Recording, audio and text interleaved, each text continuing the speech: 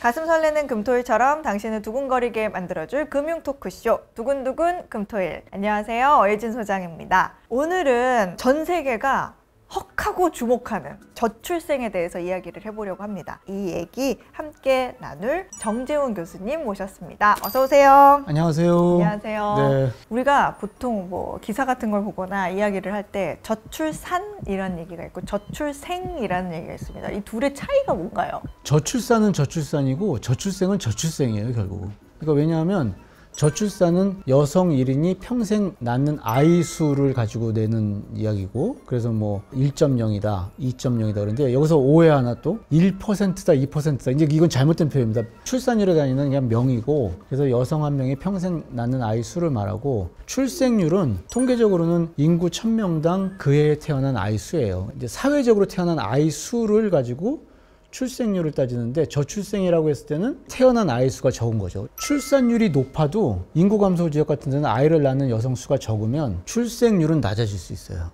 그래서 우리나라 같은 경우에 1980년대 중반부터 2.0 이하의 저출산 현상이 나타났거든요. 근데 그때 저출생 시대는 아니었어요. 1년에 7, 80만 명씩 태어났으니까. 그리고 2015년 그때까지도 어쨌든 40만 명 이상은 태어났거든요. 그러니까 이제 인구 규모에 보면 저출생 시대이긴 했지만 지금처럼 저출생 시대는 아니었었죠.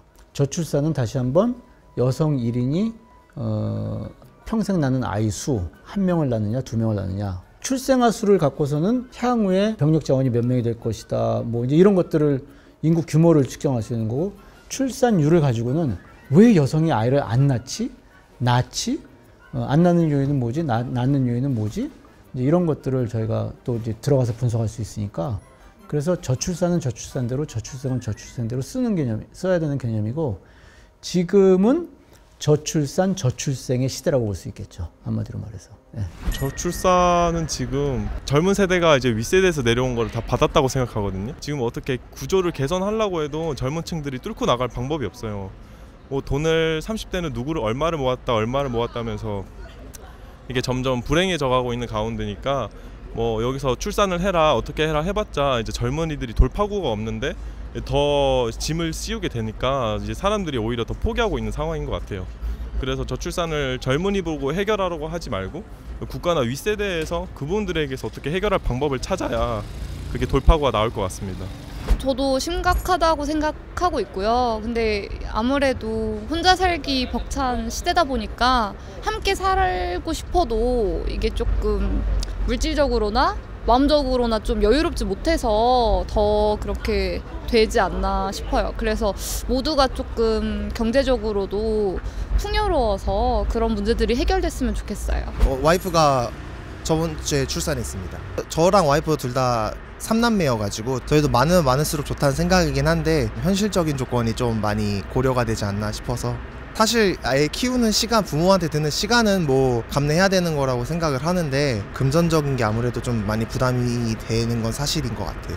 뭔가 아이를 낳으면은 포기해야 되는 것들이나 여러 가지들을 좀 고민을 해봤을 때, 결혼이나 출산보다는 차라리 뭐 제 일적인 거나 반려동물이랑 그냥 같이 사는 게 더 행복하지 않을까라는 생각을 좀 많이 했던 것 같아요. 근데 요즘에 서울에 있는 초등학교들도 폐교가 되고, 게다가 이제 요즘에 뭐 노키즈존 이런 것도 많아지는 와중에 뭐 너무 출생률이 낮으니까 애도 더 낳아야 되고 하는 것 자체가 좀 모순적인 게 아닌가 라는 생각이 좀 많이 듭니다. 근데 저는 어릴 때 저출산 이런 고민 자체를 아예 안 해봤거든요.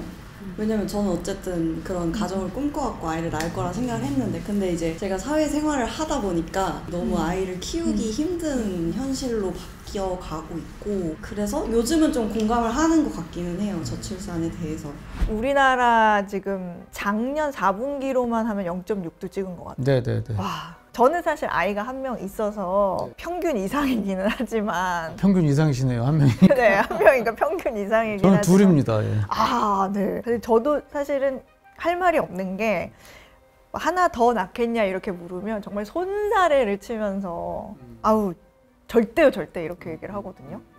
근데 저는 사실은 한 번 낳아봤으니까, 키워봤으니까 그런 대답을 할 수가 있는데, 아직 안 낳았고 아직 결혼을 하지 않았는데도 저랑 같은 마음인 남자, 여자 가리지 않고 그런 분들이 요즘에 굉장히 많은 것 같아요.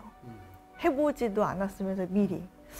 근데 이렇게까지 젊은 분들이 그리고 제 또래 분들이 이런 생각을 많이 갖는 것에 대해서 왜 아직 나아보지 않았는데 이런 생각을 미리 갖게 됐을까라는 고민을 많이 하게 되는 것 같거든요. 왜 이렇게 저출산이 심화되고 있을까요? 어떻게 보면 이제 당연한 결과인데, 그러니까 방금도 말씀하셨지만은 결혼을 하는 순간 남자건 여자건 뭐 좀 크게 말하면 내 인생이 바뀌어 버리는 거죠. 그렇죠. 특히 이제 여성들 같은 경우에는 이제 임신 출산하는 순간 뭐 몸의 변화는 둘째치고 생활에 있어서의 변화, 그다음에 어떤 그 사회 생활에 있어서의 변화 이런 것들이 이제 큰 거고 이제 남성들도 마찬가지고. 그러니까 태어나서 성장하고 그다음에 어느 순간 결혼하고 아이 낳는 게 인생의 자연스러운 생애주기다. 그러니까 뭐 생애주기라는 어려운 표현할 거 없이 그냥 아무 생각 없이 살았잖아요, 우리가. 부모 세대로. 근데 이제는 뭔가 이렇게 그 생각하고 기획하고 고민하고 저희가 그걸 이제 뭐 개인주의화 된 시대에 이제 자신의 인생을 자신이 설계하는 이제 이런 경향이 강해졌는데 설계대로 갈 것 같지 않은 거거든요. 내 설계대로. 그러니까 설계해 보시고 아이 나오셨나요, 혹시? 아니면 설계해 보시고 결혼하셨나요? 설계하고 결혼하지는 않죠, 보통. 네. 그 이제 요즘은 설계한단 말이에요. 저 사람이랑 결혼하게 되면은 내가 그 다음에 인생이 어떻게 진행이 될 것인가. 대략적으로 생각은 하지만 굉장히 구체적으로. 근데 그게 다 맞지 않지 않습니까? 전혀 안 맞지. 맞지 않을 뿐만 아니라 맞지 않는 게 이게 안 좋은 방향으로 안 맞는. 맞아요. 이제 이런 것들이 문제인 것 같고. 근데 이제 조금 더 이걸 이야기를 정리하자면 그런 것 같아요. 그러니까 결혼을 해서 엄마가 되는 순간, 과거에는 엄마는 엄마 역할만 하면 됐단 말이에요. 우리 흔히 말하는 애 잘 키우고 살림 잘하고. 아빠는 아빠 역할만 하면 됐단 말이에요. 돈 잘 벌어다 주면 되고. 성별 역할 분리, 성별 역할 규범 이렇게 이야기를 하잖아요. 근데 지금 요즘 엄마들은 아이를 낳았을 뿐만 아니라 사회적으로 인정받는 일꾼이 되고 싶어요. 그렇죠. 예. 똑같이 교육 받았잖아요. 그렇죠. 예. 근데 아빠들은 또 돈만 벌어다 주는 아빠가 아니라 아이와 좋은 관계를 맺고 그래서 아이에게 사랑받는 아빠, 또 아이와 많은 시간을 보내면서 아이를 사랑해주고 싶은 아빠. 이제 이렇게 생각들이 바뀐단 말이에요.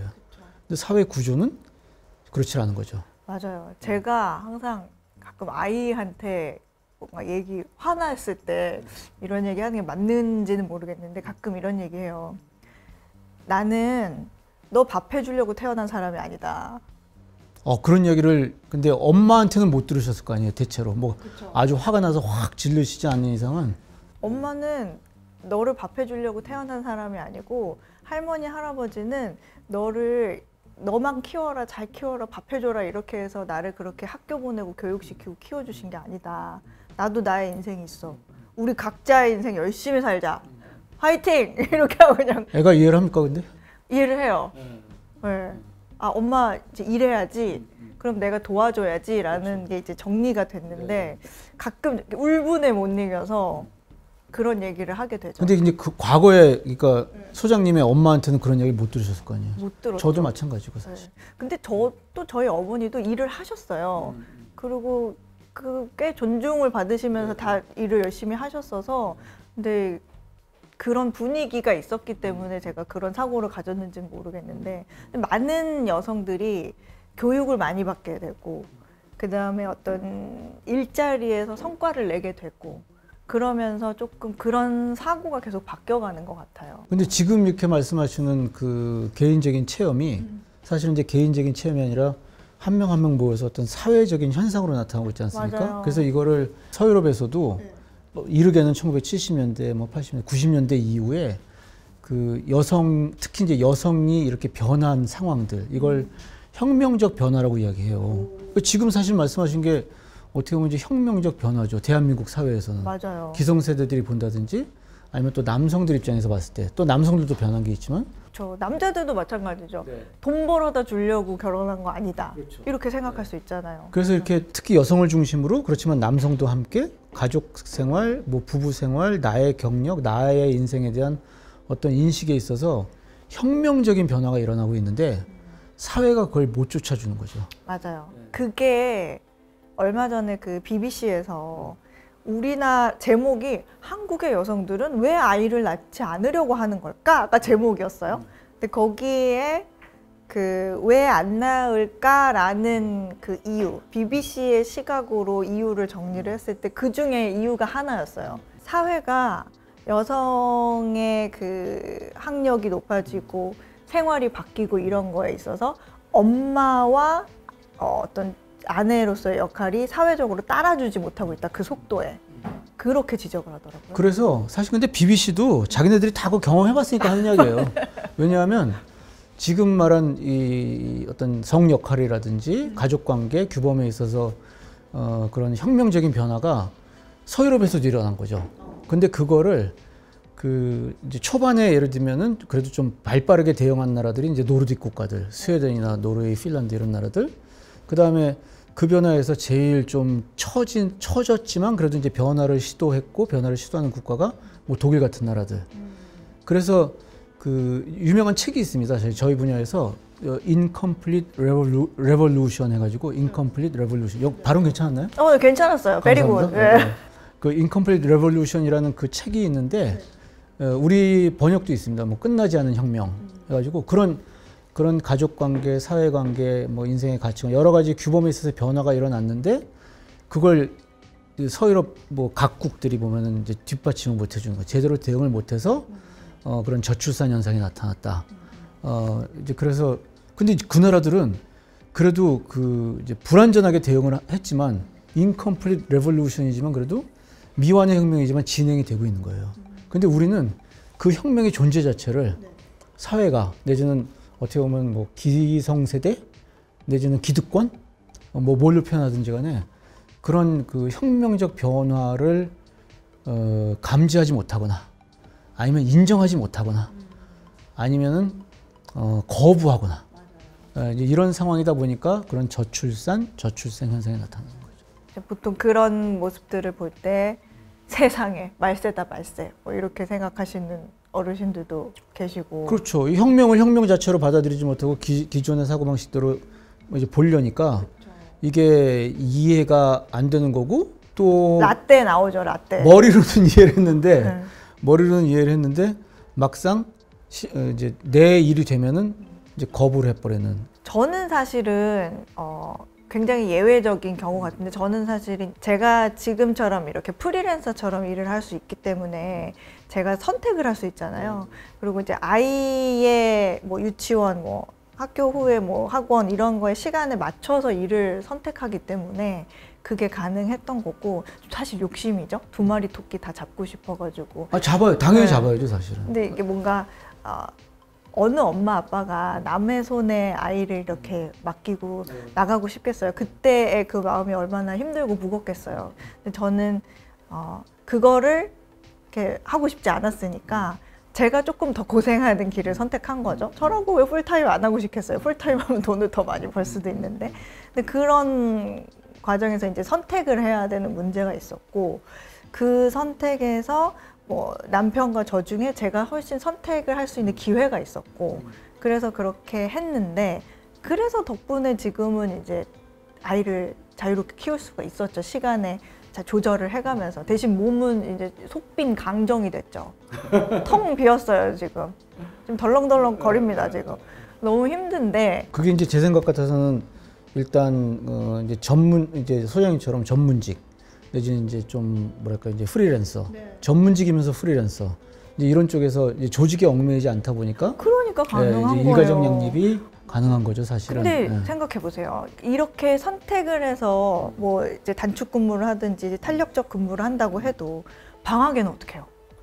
방학에는 어떡합니까? 저 같은 경우에는 그래도 감사하게도 아이를 데려와도 괜찮은 그런 분위기를 만들어 주시니까 그게 가능하지만 일반 회사원들 아이 데리고 회사에 갈 수 있냐는 거예요. 그러니까 이제 지금 방금 말씀하신 포인트는 또 나의 어떤 그 전문성 인정받는 이제 그런 것도 있지만 또 그 다니는 직장의 어떤 가족 친화적인 분위기 그런 것들이 있고 그런데 그럼에도 불구하고 한국의 보통 중산층 부부들이 아이를 낳기 힘든 이유는 일단 그런 그 직장과 이제 일가정 양립이 안 되는 그런 문제도 있고 또 하나는 우리가 이제 그 왜 아이를 안 낳느냐 그러면은 비용 부담 이야기를 많이 하잖아요. 그런데 비용 부담에도 두 가지 차원이 있습니다. 어떤 차원이죠? 하나는 기본적으로 이제 아이 낳고 키우는 데 들어가는 비용. 그 다음에 하나는 아이를 조금 더 부모 입장에서 봤을 때 더 부모의 기준에서 특별하게 사회적 기준, 부모의 기준에서 조금 더 아이에 대한 투자를 하는 비용. 두 개가 있는데 우리나라 같은 경우에 이 기본적으로 아이를 낳고 키우는 데 들어가는 비용은요.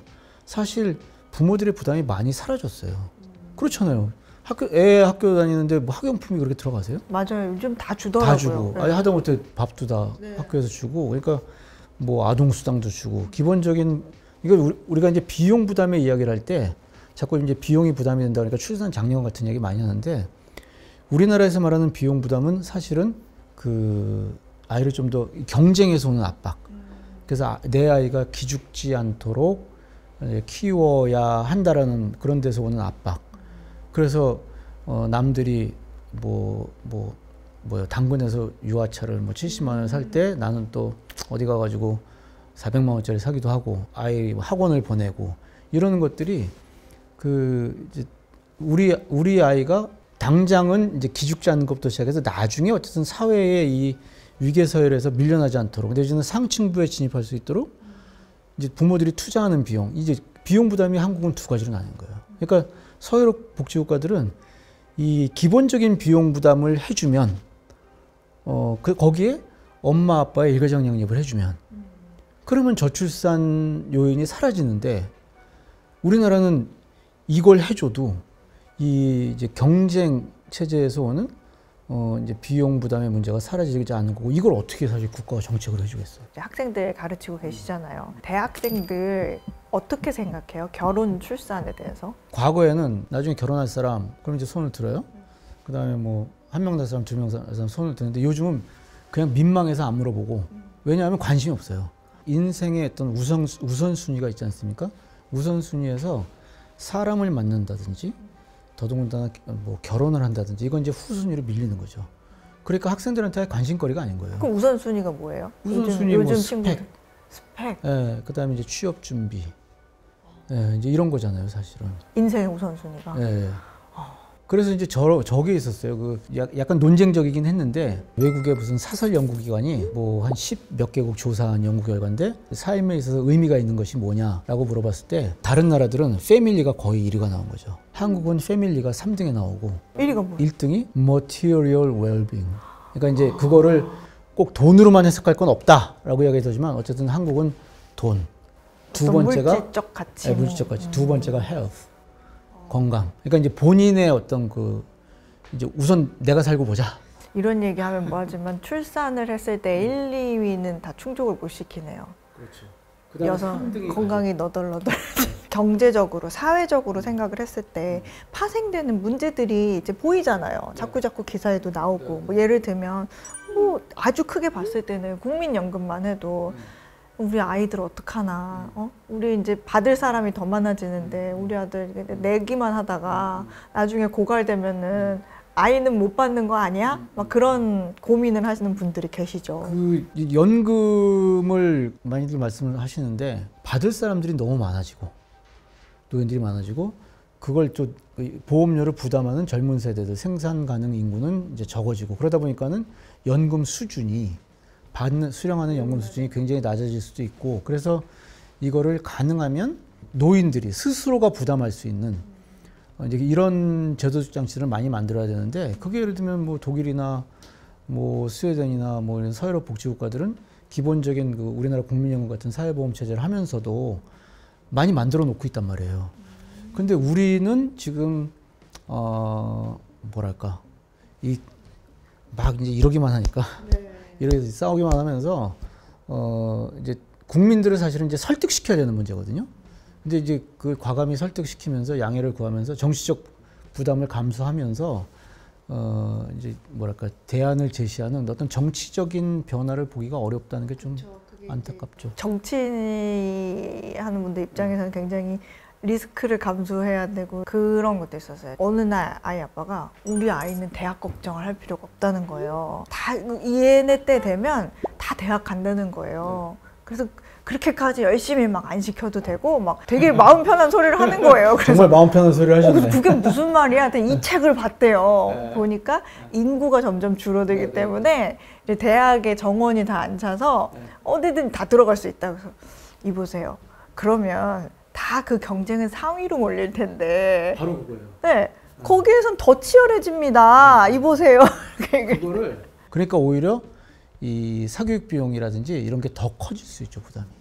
맞아요. 그런 문제. 그리고 또 이제 군대도 요즘 또 문제라고. 우리나라를 지킬 사람들이 없어진다. 여군을 빨리 모집해야 된다. 그런 얘기도 나오더라고요. 군 병력 자원 동원에 있어서는 좀 앞으로는 유연한 사고가 필요할 수 있겠죠. 그래서 뭐 모병제의 도입도 생각해 볼 수 있고, 물론 지금 이제 한국에서는 모병제보다는 너무 민감한 문제잖아요, 군대는. 그래서 이제 군 현대화를 통해서 이제 사람이 아니고 AI 뭐 여러 가지 다양한 맞아요. 대책들이 나와야 되겠죠. 앞서 잠깐 BBC 기사 얘기를 했는데 거기서 무슨 연구를 했는데 2100년이 되면 대한민국의 인구는 지금 추세로 가면 인구가 2800만으로 줄을 거다.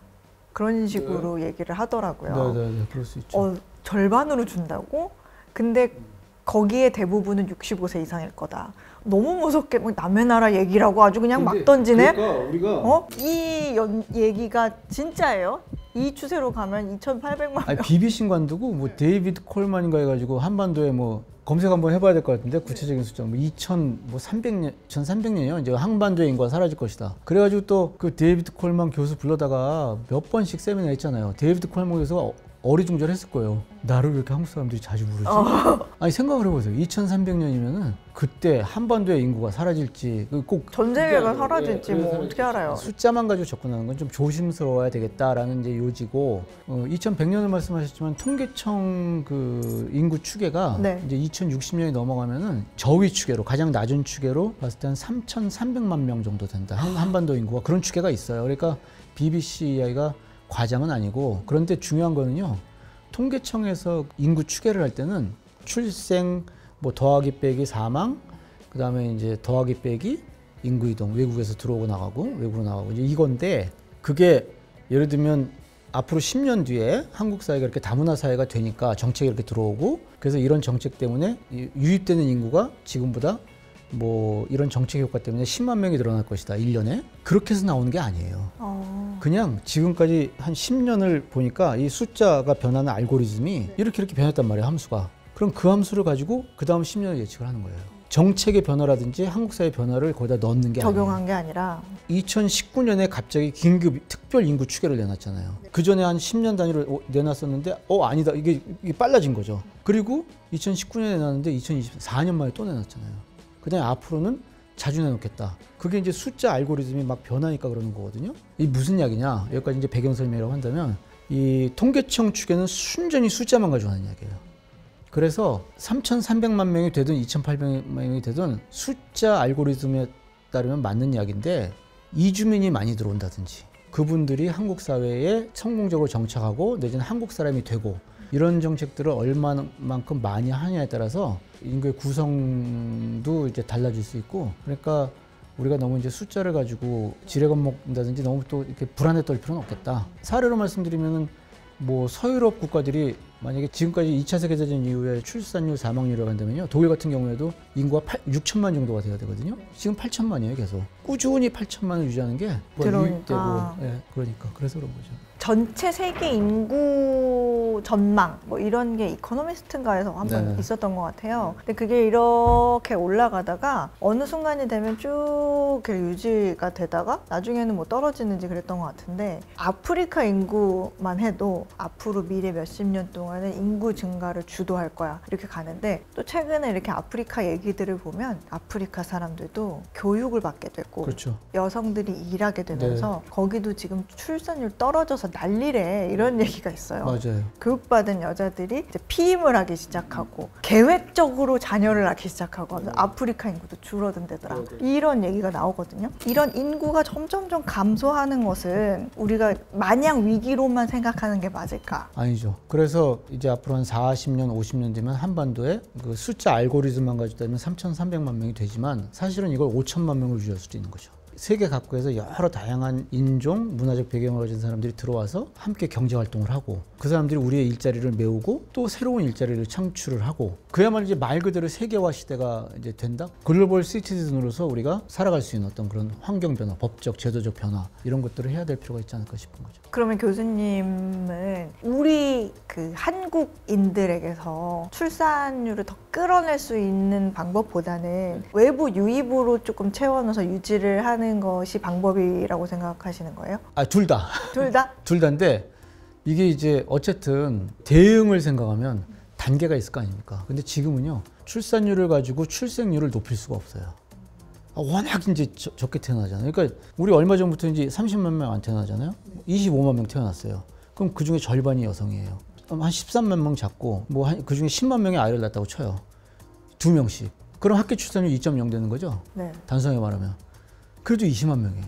그러니까 2.0이라는 출산율도 생각이 어려운데 그러니까 지금의 초저출산, 초저출생 상황에서는 순수하게 출생 사망만 가지고는 이제 안 되는 거죠. 적절하게 뭐 경제 규모를 유지한다든지 현재 인프라를 유지할 수 없는 거예요. 그 걱정이 되는 거는 뭐 이게 막 그런 우리 민족만 살 거야 이런 건 아니지만 여러 가지 이제 사례들을 보면 해외에서 유입되는 이민자들이 너무 많거나 그에 따른 영향력이 너무 크거나 이랬을 때 나라가 고민하는 것들이 너무 많은 거죠. 이슬람을 예로 든다면 이슬람 인구들은 사실 아이를 많이 낳아요. 많이 낳아서 사실 인구 증가 면에서는 좋아요. 뭐 이탈리아나 어디 이런 데는 이슬람 인구가 많이 들어와가지고 오히려 출산율이 올라갔어요. 그리고 막 경제가 막 돌아가요. 그런 면에서는 좋은데 이슬람의 어떤 폐쇄적인 문화 때문에 테러나 이런 걸 고민해야 되고 걱정해야 되는 근데 서로의 그런 종교적인 그것도 이해를 해야 되지만 그 과정 자체가 학습이 필요한 거고 시간도 필요한 거고 정말 융화되고 잘 섞여가기 위해서는 굉장히 시간이 오래 걸리고 필요한 일들이 맞아요. 많은데 외부 유입으로 뭔가가 이렇게 채워지고 잘 살아가는 거에 있어서 그게 순탄하지 않을 것 같다 그런 생각도 들고 그래서 우리가 그 서유럽 국가들의 경험을 잘 관찰하고 분석을 할 필요가 있겠다. 그러니까 큰 흐름에서 보면은 인구 규모를 유지한다는 면에서 인구 유입 정책에 성공을 했는데 지금 영국이나 프랑스 같은 데서 우리가 볼 수 있는 어떤 사회적 배제의 문제라든지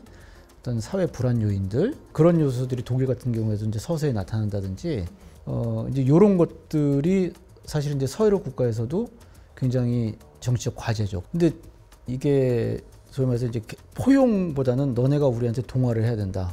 내지는 우리의 국경을 막으면서 너네들은 들어오면 안 돼. 이런 이제 폐쇄적인 대응으로는 어차피 안 되는 거예요.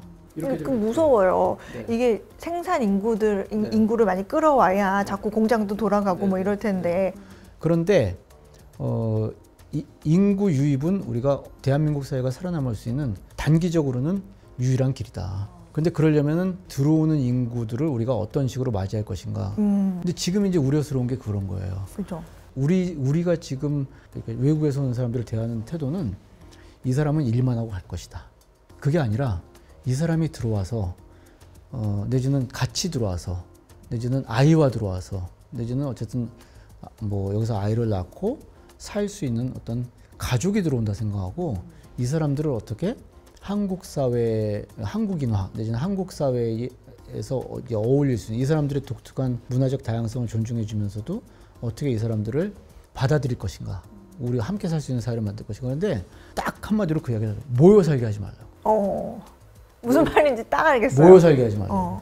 그러니까 그래도 이제 모여 사는 지역이 생기겠지만 그러면은 지금 우리가 우려하는 어떤 종교적인 문제, 뭐 아이들 사이 격차 문제 이런 것들이 어떤 식으로 대응하냐에 따라서 달라질 수 있는 거예요. 근데 그러려면 우리가 또 많이 변해야 돼요, 사실은. 그러면 그런 외부 유입 말고 한국인 자체도 아이를 많이 낳게 이제 유도를 하는 방법이 있을 거다 이렇게 얘기하셨는데 교수님이 생각하시는 대안이라든지 아니면은 참고할 만한 좋은 해외 사례가 있다든지. 해외든 한국이든 결국 두 사람이 모여서 아이를 낳고 살도록 해주는 일가정 양립을 할 수 있도록 해주는 거죠. 예를 들면 좀 구체적으로. 단순히 말씀드리면 일가정 양립 이퀄 사회적 돌봄 체계 더하기 가족 친화 기업이에요. 근데 이제 이 사회적 돌봄 체계가 요즘은 사회적 교육 돌봄 체계죠. 유보통합 영유아학교 해가지고 어렸을 때부터 이제 가르친다는 이야기. 그래서 지금 그 어린이집 그 관할하는 게 교육부로 넘어왔잖아요. 지금 부모의 사회경제적 지위와 상관없이 격차 없이 성장할 수 있는 최소한 초등학교 때까지는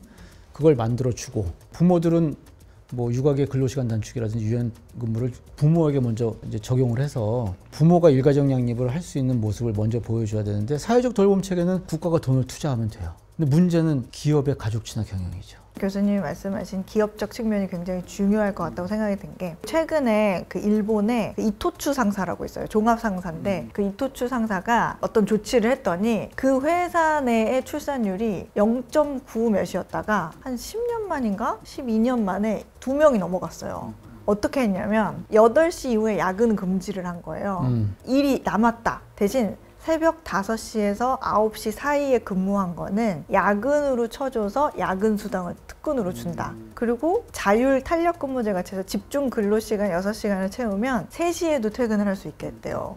해서 그 실험이 2010년부터 시작해가지고 2022년에 결과를 냈는데 2명이 넘어갔다는 거예요. 그래서 이런 식으로 어떤 방법이든 간에 기업이 이렇게 뭔가가 나서서 도와준다면, 그러면서 대우를 해준다면, 그러면서 생색 내면 안 됩니다. 그렇죠. 맞아요. 얼마나 눈치를 보는지 아세요? 그래서 요즘에 우리 저희 ESG 경영 뭐 이런 얘기도 많이 하는데, 사실은 가족 친화 경영이, 근데 이제 출산 장려금 주는 가족 친화가 아니라 네. 이제 아이를 낳은 직원이 일가정 양립을 할 수 있도록, 특히 유연 탄력 근무라든지 아니면 사무실 공간을 개조해서 급하면은 아이랑 같이 와서 엄마나 아빠가 일을 하고 아이는 잠깐 뭐 숙제도 하고, 가족 친화 경영을 해야만 기업이 성장할 수 있다. 그러면 좋겠어요. 사실은 기업의 성장 전략이 바뀌어야 되는 거죠. 학교에서 아무리 맡아준다 해도 애가 5시 나오면은 그 부모가 데리러 가야 되잖아요. 대부분의 경우에는. 그러면 부모는 4시에 퇴근할 수 있어야 되는 거예요. 3시, 4시에 퇴근할 수 있어야 되는 거고, 그러니까 기업이 성장 전략으로서 가족 친화 경영을 잡고, 그러면 하나 낳는 부모들이 2 낳고, 그 모습을 본 청년들이 또 누군가 만날 수 있고, 근데 그 과정에서 또 자연스럽게 내지는 이제 다양한 형태로 청년들이 원하는 형태로 가족을 이뤄 살 수 있는 그런 조건도 만들어주고, 그러면은 사실 이 변화는요, 생각해 보세요. 10년, 20년 안에 할 수 있는 일이에요, 사실은. 할 수 있을 것 같아요. 이게 조금씩 인식이 계속 바뀌어가는 걸 저도 느껴요. 뭐 옛날만 해도 뭐 남자는 밖에서 돈 벌어와야지, 뭐 어디 뭐 이렇게 했던 게 많이 바뀌었잖아요, 지금은. 근데 그런 분들도 정말 많아지고 있기 때문에 아버지들도 눈치 보지 않고 적극적으로 나와서 그렇죠. 그렇게 일할 수 있는 탄력적인 그런 사회가 조금 돼야. 그러니까요. 계속 이야기 나오지만 아빠도 변했고 엄마도 변했어요. 맞아요. 근데 사회가 법 제도적으로 그걸 아직 뒷받침을 못 해주고, 아니면 우리의 직장이 그걸 뒷받침을 못 해주는 거예요. 맞아요. 근데 그러면은 기업도 경쟁력을 상실할 수밖에 없어요. 기업에서 일하면서 노하우, 기술을 쫙 축적을 한 이런 전문 노동력이 있어야 사실 그 기업도 성장하는 거잖아요. 가만 들어보니까 교수님, 일단 중요한 게 굉장히 능력 있는 사람이 돼야겠네요. 그 능력 있는 사람이 되려면 서로 이제 짝짝꿍이 맞아야 되겠죠. 기업이 그렇게 능력 있는 사람을 키울 수 있는 전략을 세워야 되는데, 그게 가족 친화 경영이에요. 나도 성실하게 하면서 또 이제 서로 주거니 받거니 이제 이렇게 돼요. 올해부터 그래도 육아, 그러니까 여러 저출생 관련 대책들이 나왔거든요. 조금 더 변화된 부분들, 기존에서 좀 추가된 부분들, 그런 게 있어요. 뭐 있는지 좀 간략하게 얘기를 해보면 좋을 것 같거든요. 일단은 저출산 대응 관련 이제 비용 지원과 그다음에 이제 삶의 만족도 향상을 위한 지원, 이렇게 2가지로 나눌 수가 있어요. 네. 비용 부담을 지원하는 게 이제 또 2가지로 나눌 수가 있죠. 하나는 그냥 보편적인 사회보장 제도예요. 이건 저출산 대응이 아니라 청년 주거 지원, 일자리 지원, 뭐 아파트 분양에서 우선순위를 준다든지, 이런 것들은 그냥 우리가 보편적인 주거 보장 제도를 확대하는구나, 이 부분에 있어서 많은 변화가 있죠. 지금 네. 뭐 신생아 특례 대출이라든지 그런 변화가 있고, 그 다음에 뭐 아동수당 내에 부모급여라는 게 따로 있어요. 그래서 이제 그게 액수가 올랐다든지, 그다음에 또 한 차원이 부모가 일가정 양립을 하려면은 부모가 일하러 나갔을 때 아이가 가서 행복하게 자랄 수 있는 그런 사회적 교육 돌봄 체계. 그래서 어린이집과 유치원을 합친 가칭 영유아 학교 도입을 목표로 지금 개혁이 진행 중이고, 초등 돌봄 절벽을 없애기 위해서 늘봄 학교, 오후에 애가 그래도 한 5시까지는 학교에서 머물 수 있도록. 제 주변에 그걸 지금 하고 계신 분이 있는데 네네. 엄마 표정이 밝아졌어. 태어나서부터 초등학교까지는 국가가 이제 유보통학과 늘봄학교를 통해서 국가와 사회가 교육하고 돌봄을 해주는 이제 그런 시스템 구축, 이제 이런 것들이 지금 이제 시도가 되고 있죠. 그래서 보편적 사회보장 보장제도의 확대, 보편적 주거, 의료, 그다음에 고용보장제도의 확대, 그리고 직접적인 돌봄 비용 지원 확대. 이게 이제 동시에 일어나야 되는데 좀 더 두고 봐야 될 것 같아요. 저출생 문제에 대해서 이야기를 해봤습니다. 계속 해결해 나가려고 노력을 해야 하는 아주 중요한 부분인 것 같습니다. 고맙습니다. 감사합니다.